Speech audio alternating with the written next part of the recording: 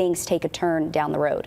Zana, this is a perfect time to sign up because we are not in the peak of the season by any means. That's not going to come our way until a couple months away from now. Between August and the end of September is when we usually see the most named storms. So sign up now, get those volunteer opportunities in, and get that training in before we do start to see much more activity head our way as we get towards the end of summertime. But you can see right here, just before the month of July, that we usually don't have necessarily a ton of named storm by this time frame. We've only seen Alberto so far, but I would imagine as we get into August and September, that's when we'll definitely see a much different story out there.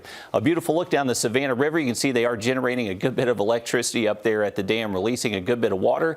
And no surprise, because we have high temps today that were close to 100 degrees. And actually right now in Bushfield, they are reporting 99 degrees. But the thing is, we have a little bit drier air that's moving in. It was very humid earlier today, but a cold front has actually showed up, and that has dropped our humidity just a tad to close out the day.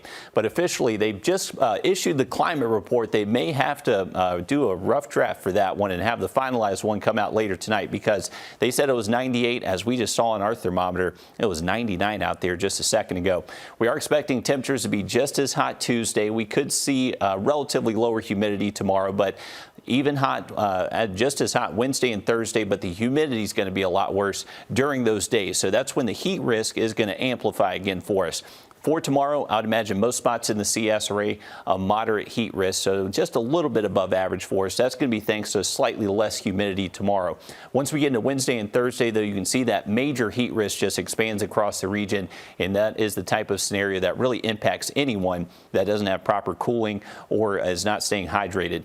Now, the heat index is going to reach its peak around 105 Wednesday for us here in Augusta, but I would imagine for the next 5 to 7 days, it's going to feel like 100 to 105 out there. So this is definitely going to be the hottest stretch we have seen in a good while. The high of 98 today is the hottest high we've seen all year long, and we are expecting those temperatures to just feel downright very summer-like over the next several afternoons.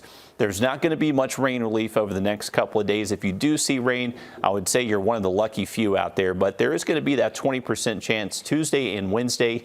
If we do see it play out to where maybe we see a few late day storms, here's a look at those potential rain totals. Not necessarily a ton out there, so we're hoping for the rain. It just doesn't look like we have a huge rain signal in our forecast until we get to Thursday and Friday. That may be a better opportunity to see at least some scattered storms out there, but temperatures nonetheless going to stay above average all the way through the weekend. Wow, that is a hot forecast. Only Monday now. We're expecting a very hot week ahead, as Riley just said. So if you're out and about, downtown Augusta, right there, St. Paul's Church.